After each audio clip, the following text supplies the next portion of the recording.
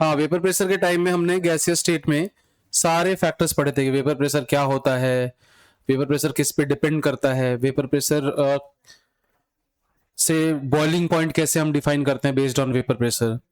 सिर्फ एक ही चीज हमने नहीं डिस्कस किया था, हमने बोला था कि टेम्परेचर बढ़ने पे वेपर प्रेशर बढ़ता है, और हमने उसका वेरिएशन नहीं देखा था कि कैसे रिलेट करते, क्योंकि उस टाइम तक थर्मोडायनेमिक्स हमने नहीं पढ़ा था, है ना। तो वो हम अभी कर लेंगे, बाकी सब करा हुआ है, एक एक लाइन आप जाके मैच करना अपने नोटबुक में, एग्जैक्टली सेम होगा, है ना। तो क्या है, vapour pressure is pressure of और partial pressure of liquid vapour on to the liquid surface when liquid and vapour are in equilibrium. ना तो इवापोरेशन हो रहा है और ना नेट नेट कंडेंसेशन हो रहा है, तो हो दोनों रहा है बट नेट नेट चेंज नहीं आ रहा है, ठीक है। So the partial pressure of vapour in equilibrium with pure solid और लिक्विड। ऐसा वेपर प्रेशर सॉलिड के लिए भी होता है ना, कोई भी वोलेटाइल सब्सटेंस होना चाहिए। तो वेपर प्रेशर के लिए क्या चाहिए अपने लिए, वोलेटाइल सब्सटेंस। जो वोलेटाइल नहीं होगा उसका वेपर प्रेशर भी जीरो होगा, उसको हम कहते हैं नॉन वोलेटाइल सब्सटेंस।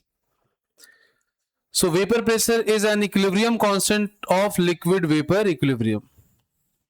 ये जो लिक्विड वेपर इक्विलिब्रियम में जो ये प्रेशर लग रहा है ना, इसी को हम कहते हैं वेपर प्रेशर, और ये इक्विलिब्रियम कांस्टेंट के बराबर है, और इसीलिए ये सिर्फ और सिर्फ टेम्परेचर पे डिपेंड करता है। और अगर ये इक्विलिब्रियम कांस्टेंट के बराबर है जो ये टेम्परेचर पे डिपेंड करता है, तो ये इक्वेशन तो हम तो वेंट ऑफ इक्वेशन से पढ़ते हैं, dependence of equilibrium constant on temperature. उसी वेंट ऑफ इक्वेशन के टाइप की इक्वेशन को इस टॉपिक में हम कहते हैं क्लॉसियस क्लैपेरॉन इक्वेशन। सेम है, देखना फॉर्मूला भी सेम ही आएगा,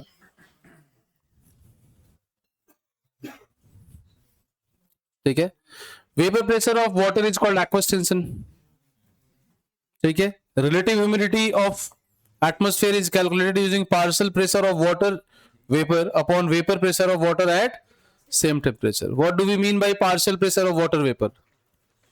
एटमॉस्फेयर में वाटर का पार्शियल प्रेशर कितना है ना, एटमॉस्फेयर में वाटर का पार्शियल प्रेशर कितना है डिवाइडेड बाय उस टेम्परेचर पे वाटर का वेपर प्रेशर कितना होना चाहिए multiplied by 100, that is called relative humidity.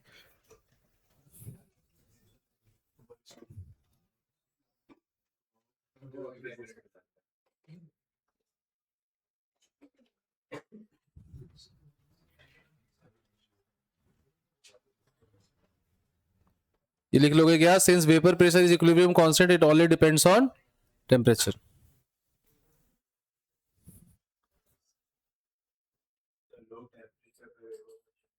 नहीं होता ना, क्यों नहीं होगा, हर टेम्परेचर पे वेपर प्रेशर होता है।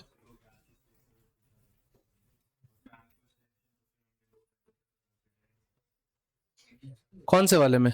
सब में करते हैं, हमेशा किया था।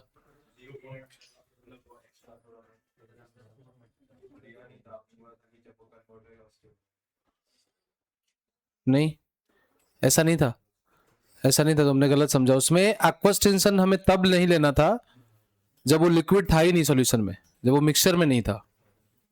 जब वो मिक्सचर में आया तब एक्वस टेंशन लेना। मतलब ये है कि अगर कोई लिक्विड है वो लो प्रेशर पे है और वो पूरा का पूरा वेपर फेज में ही है, तो जब वाटर पूरा का पूरा वेपर फेज में, तब उसका pressure is not aqueous tension. Pressure aqueous tension के बराबर तब होगा जब लिक्विड थोड़ा हो और थोड़ा वेपर हो और दोनों एक दूसरे के साथ इक्विलिब्रियम में हो। तो जब दोनों जब सिर्फ वेपर है तो एक्वस टेंशन नहीं लगता है ना। वो वेपर उस प्रेशर पे आके एक्वस टेंशन लगना शुरू होगा जब उसका पार्शियल प्रेशर जो होगा वो वेपर प्रेशर के बराबर हो जाए। उसके बाद का जो भी प्रेशर होगा वो एक्वस टेंशन के बराबर ही होगा, है ना।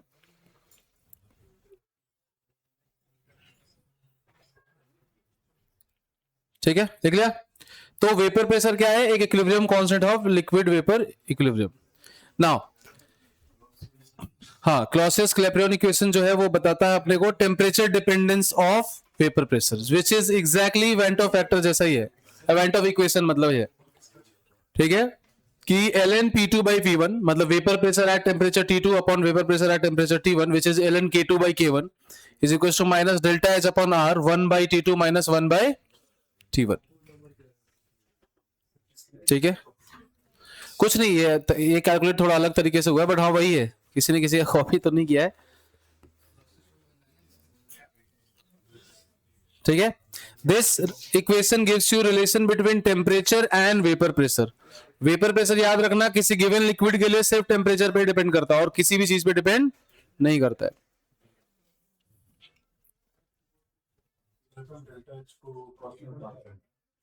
कहां पे?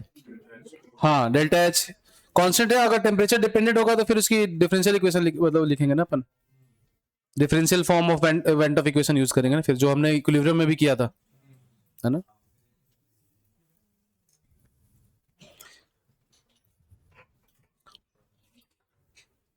P1 और P2 क्या है? Vapour pressure at temperature T1 and T2 respectively. T1 T2 temperature है।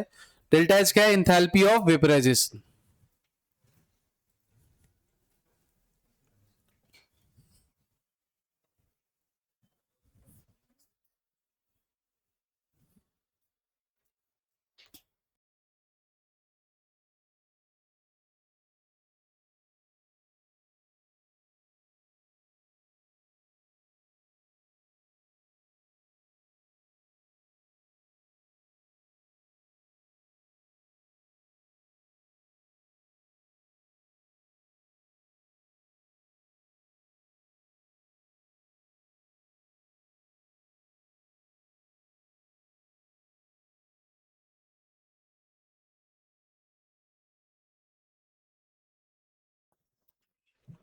ठीक है। उसके बाद अगर हम इसके डेरिवेशन को देखें तो आप याद करो, हमने पढ़ा था delta G is equal to, delta G की क्या क्या इक्वेशन हमने पढ़ी है? V delta P minus S delta T, याद है क्या आपको? है ना, वी डी पी या delta P minus S delta T, या V D P minus S D T, है ना। ये हमने डिराइव किया था, थर्मोडायनेमिक्स में किया था हमने। तो यहां से अगर चेंज इन डेल्टा जी देखें तो क्या लिखोगे आप? ये delta V into D P minus delta S into D T. Equilibrium पे जीरो ही हो जाएगा, चेंज इन डेल्टा जी जो हो जाएगा इक्विलिब्रियम पे क्या हो जाएगा? जीरो हो जाएगा। तो क्योंकि इक्विलिब्रियम पे डेल्टा जी क्या होता है? जीरो होता है। तो आप इसको क्या लिखोगे? Delta V into D P is equal to S, delta S into D T. तो ये जो है, अच्छा डेल्टा एस को हम क्या लिख सकते हैं? Delta H by T. Delta S को लिखते हैं ना enthalpy of vaporisation by T. तो बस यहां से आ गया ना, ये जो इक्वेशन दी गई क्या, dp by D T is equal to, ये लिख देंगे क्या, delta H by T into delta V. और डेल्टा वी को क्या लिखोगे आप? Delta H by T into final volume, final क्या है वो? गैसियस है, माइनस इनिशियल वॉल्यूम, इनिशियली क्या था वो? लिक्विड था। अब मैथमेटिकली हम क्या करेंगे कि volume of gas is pretty much higher than volume of liquid, तो यहां से हम लिक्विड के वॉल्यूम को नेग्लेक्ट कर देंगे और गैस को वॉल्यूम को पीवी को एनआरटी यूज करके रिप्लेस कर देंगे। तो वही यहां पे किया गया है कि volume of gas is RT upon P for 1 mole gas off course. और यहां से इसको उठा के रख दिया हमने यहां पे, तो ये इक्वेशन आ गई जो कि आपका डिफरेंशियल फॉर्म है ऑफ सेम इक्वेशन जो हमने किया। इसको फिर आप वैल्यूज रख दोगे तो ये आ जाएगा, इसको इंटीग्रेट कर दोगे तो ये आ जाएगा, है ना। तो अगर D delta H is temperature dependent let's say, तो यहाँ पे डेल्टा एच का टेम्परेचर वाला इक्वेशन लिखेंगे एंड देन हम इसको इंटीग्रेट करेंगे। ठीक है, लिख लो इसको।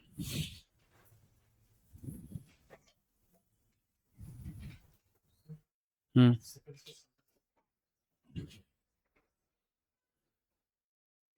हम्म हमने एक बार फिर से उसको मतलब उसका डिफरेंस ले लिया, उसका चेंज देखा हमने, है ना। तो इक्विलिब्रियम है ना, तो जो जीरो का डिफरेंस चेंज तो जीरो ही होगा ना, कांस्टेंट है ना वो तो नंबर, है ना, तो जीरो हो गया। बाकी डेल्टा पी जो है उसमें चेंज इन प्रेशर है, राइट।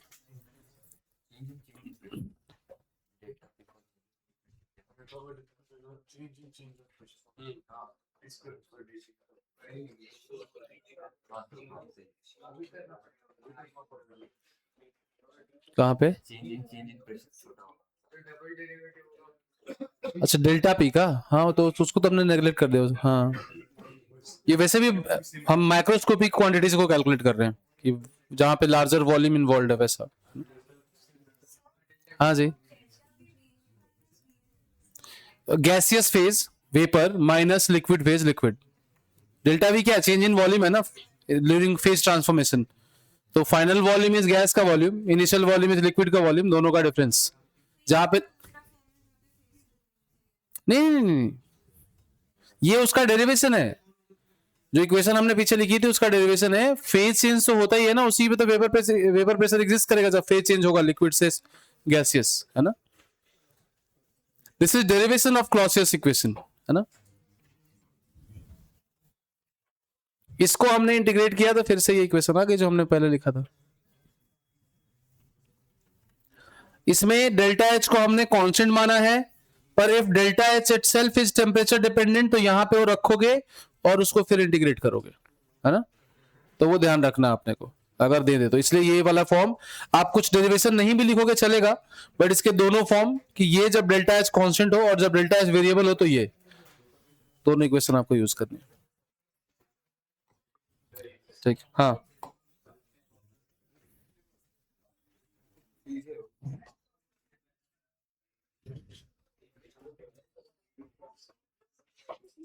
तुम लोग ए यूज करते हो क्या कोई? कौन सा?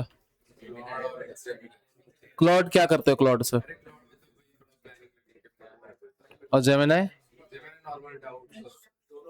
जेमिनाई डाउट्स के लिए अच्छा है क्या? नोट्स अच्छा कौन बनाता? शॉर्ट नोट्स नहीं चाहिए मुझे। मुझे तो मेरे पास हैंड रिटन नोट्स है पुराने, उनको कॉपी, जैसे ये सब मैंने उसी से करवाया गेम निकाल दो ना। चैट जीपीटी भी अच्छा करता मेरे ख्याल से होगा।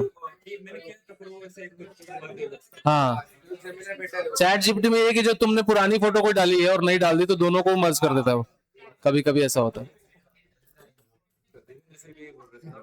क्या?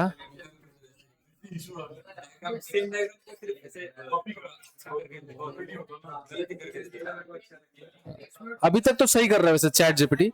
मुझे लगा कि चैट जीपीटी बेटर है क्लाउड से इमेज के मामले में, मुझे ऐसा लग रहा है, क्योंकि जो मैं इमेजेस अपलोड करता हूँ उसकी क्वालिटी इनहेंस कराने के लिए ना, तो चैट जीपीटी कर देता है अच्छे से।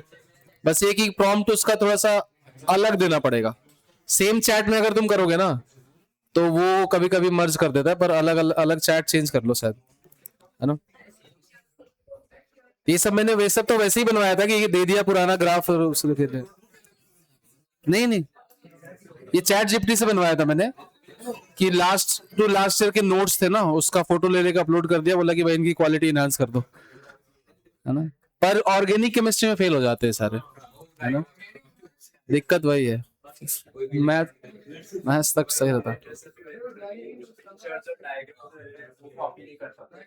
हाँ पिक्चर्स नहीं कर पाते, मतलब वो कॉपी कर लेगा अगर आप एक काम करोगे ना, अगर आप उसके बारे में इंफॉर्मेशन दे दो कि भाई ये क्लॉसियस इनइक्वालिटी का ग्राफ है, इसको थोड़ा अच्छा कर दो, तो वो इंटरनेट से ढूंढ के फिर वो कर देता है कि मतलब बढ़िया ग्राफ बना देता है ना। हाँ फिर वो इमेज को रीड नहीं कर पाता अच्छा से कि क्या है नहीं। चलो भाई ये इसका ग्राफ है, यहाँ पे एल वही सेम थर्मोडायनेमिक्स इक्विलिब्रियम वाला एक वेरिएशन है, L N P versus 1/T, याद है ये ग्राफ हम लोग ड्रॉ कर रहे थे केमिकल इक्विलिब्रियम में। यहाँ पे बस एल एन पी में क्या है, वेपर प्रेशर है वर्सेस 1/T। देखो ये सब गड़बड़ी करता है।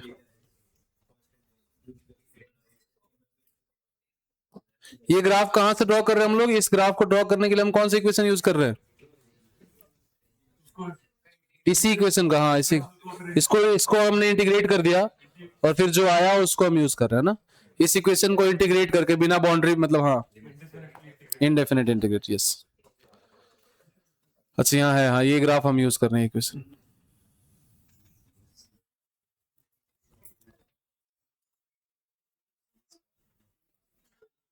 ठीक है, अगर वेपर प्रेशर से ज्यादा पार्शियल प्रेशर होगा किसी लिक्विड का तो क्या होगा? कंडेंस होगा। अगर वेपर प्रेशर से कम होगा तो क्या होगा? कब तक इवापोरेट होगा? जब तक वेपर प्रेशर के बराबर ना पहुंच जाए, या फिर जब तक सारा का सारा लिक्विड इवापोरेट ना हो जाए। क्या पता इतना लिक्विड ही ना हो कि वेपर प्रेशर के बराबर पहुंच सके। हाँ, जो भी पहले हो जाए कि एटमॉस्फेयर में जो इवापोरेशन होता है वो इसीलिए होता है ताकि वो जब तक सारा का सारा इवापोरेट ना हो जाए, है ना। तो और दूसरी चीज की बॉइलिंग पॉइंट कैसे डिफाइन करते हैं हम लोग?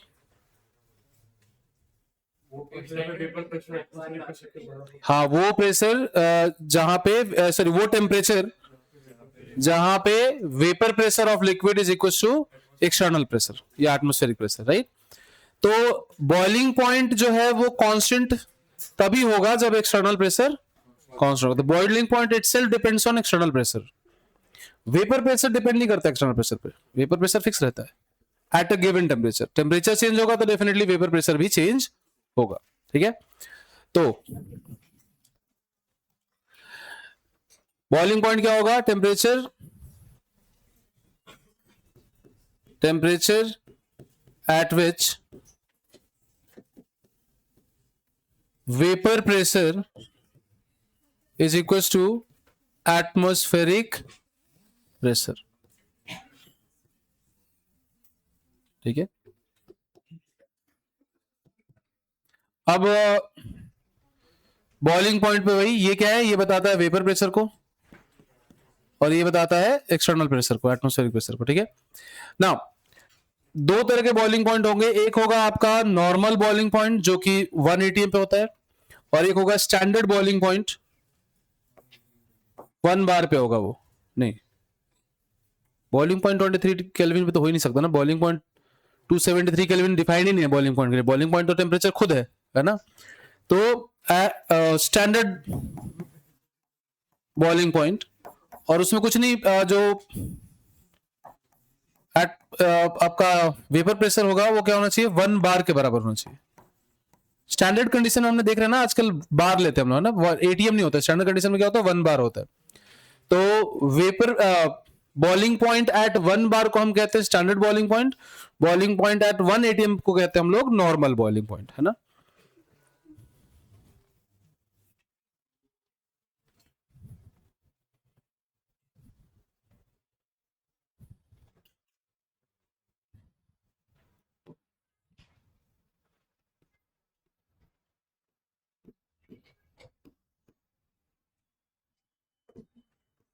लो intermolecular force, high vapour pressure. जिन लिक्विड मॉलिक्यूल्स के बीच में इंटरमोलिकुलर फोर्स कम होगा वो फास्ट इवापोरेट करेंगे, क्योंकि उनमें मॉलिक्यूल्स की एस्केपिंग टेंडेंसी ज्यादा है, ज्यादा वेपर बनाएगा।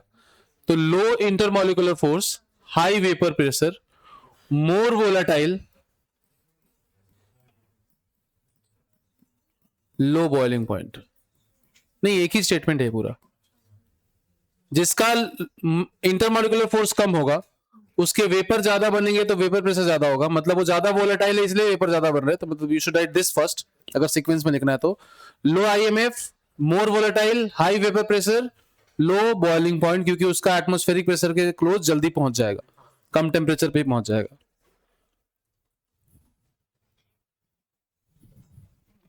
ठीक है। So liquid which is more volatile will have more vapour pressure and less boiling point.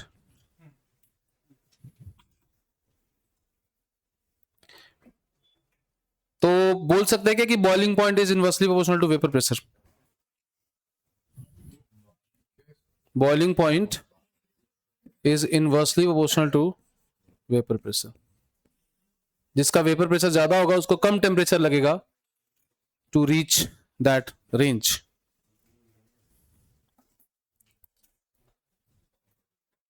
अब ये सब चीजें दोबारा नहीं आएंगी, जैसे गैसियस स्टेट में तो था कि चलो दोबारा पढ़ोगे सॉल्यूशन में जाके, तो कुछ चीजें नहीं भी समझ में आ रही तो कोई बात नहीं, आगे पढ़ लेना।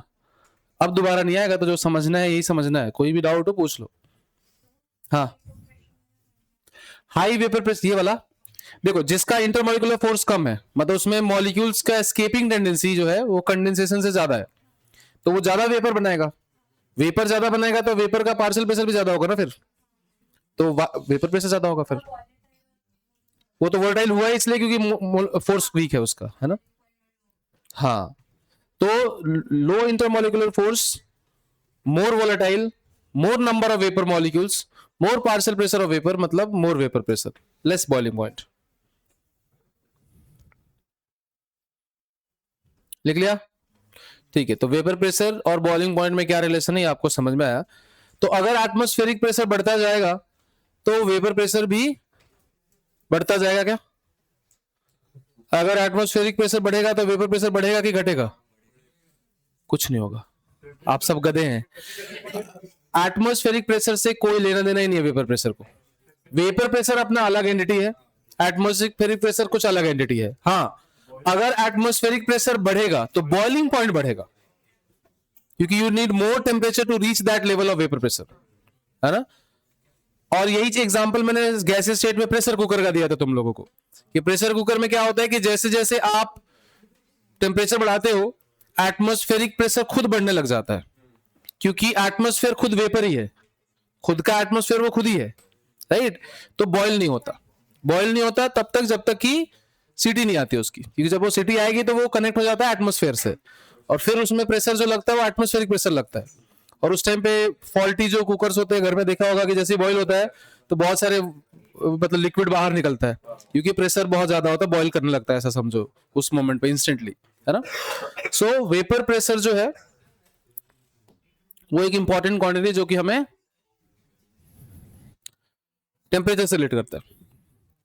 चैट जीपीटी नॉट जेमिनी, है ना। हाँ लोग हाँ। सो क्या है, वेपर प्रेशर इक्विलिब्रियम कांस्टेंट है, so depends only on temperature, है ना। कैसे भाई, H2O लिक्विड है, H2O गैसियस है, जो इसका Kp होगा वो हो जाएगा पार्शियल प्रेशर ऑफ H2O, और इसी को हम क्या कहते हैं, वेपर प्रेशर। इसलिए वेपर प्रेशर जो है वो इक्विलिब्रियम कांस्टेंट है, और वो सिर्फ और सिर्फ टेम्परेचर पे डिपेंड करेगा, ठीक है। अब नेचर का क्या सीन है भाई, अब अगर लिक्विड H2O की जगह अमोनिया रखोगे तो इक्विलिब्रियम कांस्टेंट अलग होगा, तो इसलिए that way nature of liquid पे, है ना। अभी भी देखा था हमने, जो ज्यादा वोलेटाइल होगा उसका वेपर प्रेशर ज्यादा होगा, ठीक है। It does not depend on anything, कितना लेके आ रहे हो, कहां रखा है, कैसे फैलाया उसको, वॉल्यूम क्या है, शेप क्या है, कंटेनर कैसा है, इन सारी चीजों पे डिपेंड नहीं करेगा। आपने कितना एल्टीट्यूड पे रखा है उस सब पे डिपेंड नहीं करता। एल्टीट्यूड पे वेपर प्रेशर डिपेंड नहीं करता, बॉइलिंग पॉइंट करता है, क्योंकि एल्टीट्यूड पे एटमॉस्फेरिक प्रेशर डिपेंड करता है ना। लिक्विड की प्रॉपर्टी एल्टीट्यूड वाइज फिक्स होती है, अनलेस हायर एल्टीट्यूड पे टेम्परेचर ही कम हो जाए, वो एक अलग कहानी है ना। तो हाँ, फिर तो कम हो ही जाएगा, है ना।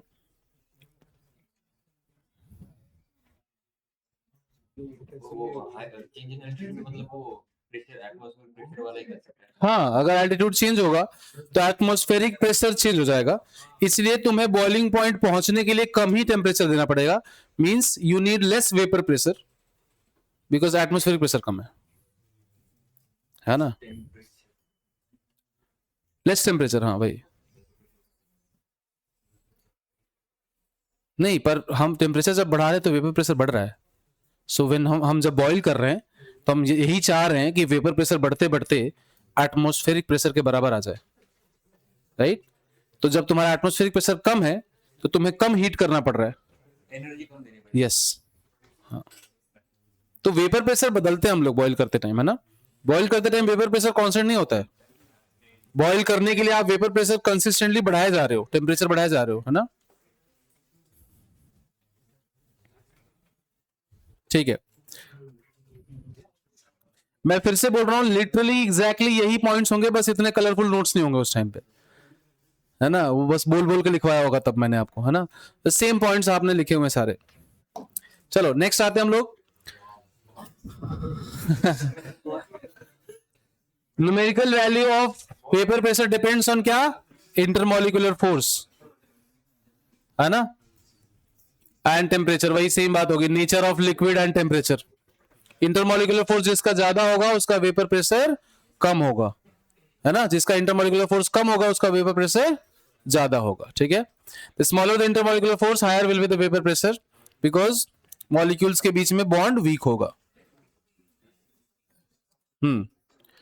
Higher the temperature higher will be, ये तो कर ही लिया आपने ऑलरेडी, लिखो इसको फटाफट।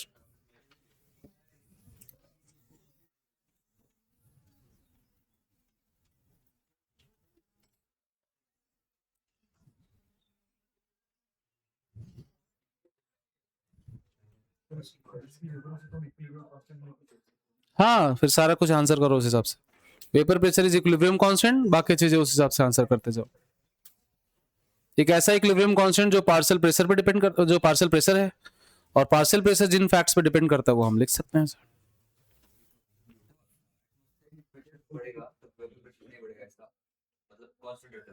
हाँ हाँ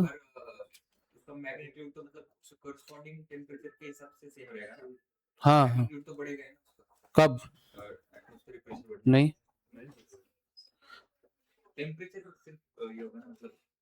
एटमॉस्फेरिक प्रेशर बढ़ा तो टेम्परेचर आप क्या कर रहे हो, बढ़ा रहे हो घटा रहे हो? नहीं होगा ना, होगा ही नहीं। आप अगर हायर एल्टीट्यूड पे जा रहे हो तो एटमॉस्फेरिक प्रेशर डिक्रीज हो रहा है, हम कुछ नहीं कर रहे, डिक्रीज हो रहा है। पर उस वेपर को, जैसे ऐसा समझो कि लिक्विड अगर 25 डिग्री सेल्सियस पे उसका वेपर प्रेशर इतना है, उसको बॉईल करने के लिए यहां पहुंचना है, तो तुम उसका वेपर प्रेशर बढ़ा रहे हो बाय इंक्रीजिंग टेम्परेचर। बढ़ा के जब तुम एटमॉस्फेरिक प्रेशर के लेवल पे आ जाओगे तो तुम्हारा लिक्विड बॉईल करने लग जाएगा। अब क्या हुआ कि हायर एल्टीट्यूड पे ये नीचे आ गया, तो तुम्हें कम बढ़ाना है to reach that level of vapour pressure. मतलब हायर एल्टीट्यूड पे जो वेपर प्रेशर होना चाहिए वो उतने होना चाहिए जितना एटमॉस्फेरिक प्रेशर उस जगह पे है। लेट्स से कि अभी 1 एटीएम है, एक पर्टिकुलर हाइट पे 0.8 एटीएम है, तो 1 एटीएम वेपर प्रेशर के लाने के लिए आपको ज्यादा टेम्परेचर लगेगा, और 0.8 एटीएम वेपर प्रेशर लाने के लिए कम लगेगा, और नॉर्मल 25 डिग्री पे शायद वो 0.2 है, इसलिए वो बॉईल नहीं कर रहा है ना, वैसे सोचो।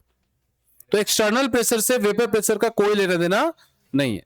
हाँ, नेचर में हो गया कि भाई किसी दिन एक्सटर्नल प्रेशर बढ़ गया और उसकी वजह से टेम्परेचर भी बढ़ गया, तो वो एक अलग सिनेरियो है, it depends on temperature then, है ना।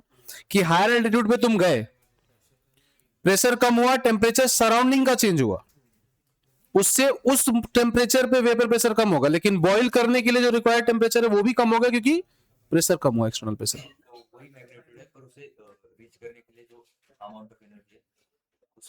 क्या वही मैग्नीट्यूड है वेपर प्रेशर का, पर वहां जाना ही नहीं अपने को। 25 डिग्री पे वेपर प्रेशर 0.2 यूनिट है, वेपर प्रेशर है ना, अपनी नॉर्मल एटमॉस्फेरिक प्रेशर 1 एटीएम है, तो 0.8 एटीएम और अपने को चाहिए वेपर प्रेशर, तो तुम टेम्परेचर बढ़ा रहे हो ताकि तुम 1 एटीएम तक पहुंच जाओ। अब हायर एल्टीट्यूड पे भी तुम्हारा वेपर प्रेशर 0.2 ही रहेगा एट 25 डिग्री सेल्सियस। होगा क्या कि हायर एल्टीट्यूड पे एक्सटर्नल प्रेशर 0.8 है, तो तुम्हें 0.2 से 0.8 जाना है, मतलब 0.6 यूनिट का ही इंक्रीज करना है तुमको, किस में, वेपर प्रेशर में। तो उसके लिए कम टेम्परेचर देना पड़ेगा, वेपर प्रेशर चेंज कर रहे हो तुम वहां पे to reach the level of external pressure, समझे? हाँ ठीक है। उसके बाद नेक्स्ट है, अगर पार्शियल प्रेशर वेपर प्रेशर से आगे बढ़ा ज्यादा होगा तो क्या होगा, कंडेंस होगा, और कंडेंस ही होगा, सारा कंडेंस कभी नहीं होगा, है ना। सारा वेपर कंडेंस तभी होगा जब आपने एकदम वॉल्यूम कंप्रेस ही कर दिया, उसका एकदम जीरो ही कर दिया इस तरह से, है ना। So it will condense till partial pressure becomes vapour pressure. दूसरा कि अगर पार्शियल प्रेशर वेपर प्रेशर से कम है तो लिक्विड इवापोरेट करेगा, तब तक इवापोरेट करेगा जब तक कि पार्शियल प्रेशर वेपर प्रेशर के बराबर ना हो जाए, या फिर अगर नहीं हो पा रहा है तो सारा का सारा लिक्विड इवापोरेट ना कर जाए, ठीक है। और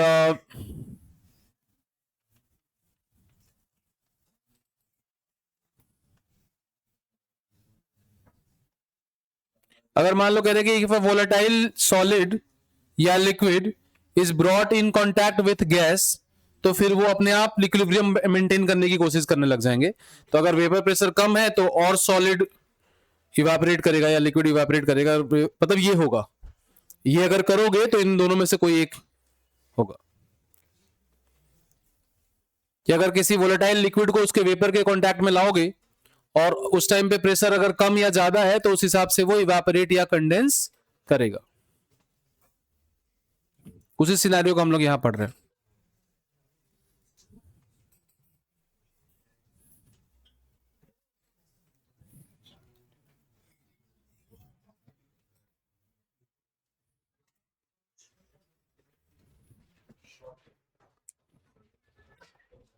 कोई डाउट वेपर प्रेशर में?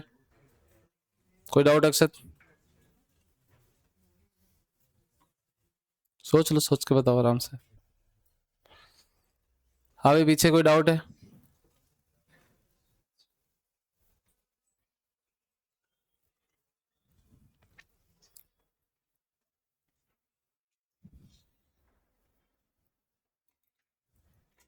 डन, ठीक है। ये इकलौता एग्जैक्ट सेम क्वेश्चन है जो किया भी होगा मुझे लगता है। मतलब ऐसे और भी क्वेश्चन बन सकते हैं, बट मेरे पास यही है जो मैं हर बार कराता हूँ। इससे याद हो जाता है सब कुछ, क्या किया था हमने।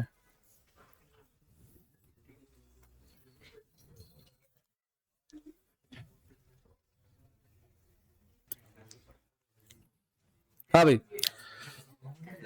आ गया ये। कितना है? 1 क्या? 5 महीने में हो सकता है, बिल्कुल हो सकता है, पर 5 महीने में उसका नहीं हो सकता जो स्क्रैच से स्टार्ट कर रहा है, पर जिसने मेहनत करी है उसका 5 महीने में डेफिनेटली हो सकता है।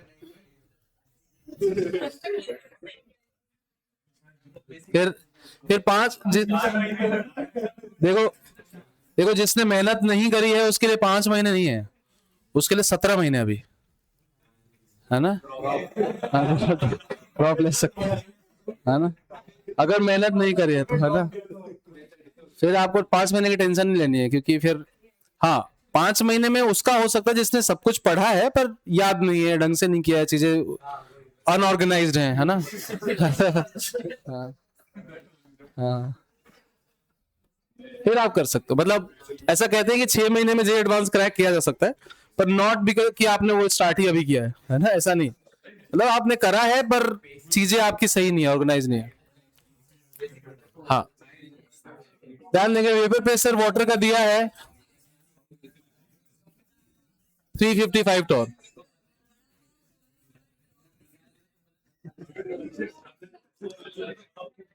हाँ भी ध्यान दो, कह रहे कि 100 ml वेसल है जिसमें वाटर सैचुरेटेड विथ ऑक्सीजन पड़ा है ना?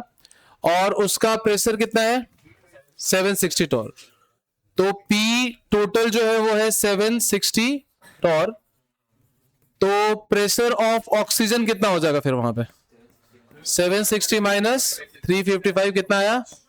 405 टॉर। अब क्या होगा कि इस कंटेंट को हम 50 ml के कंटेनर में ट्रांसफर कर रहे हैं, तो वॉल्यूम हाफ हो गया।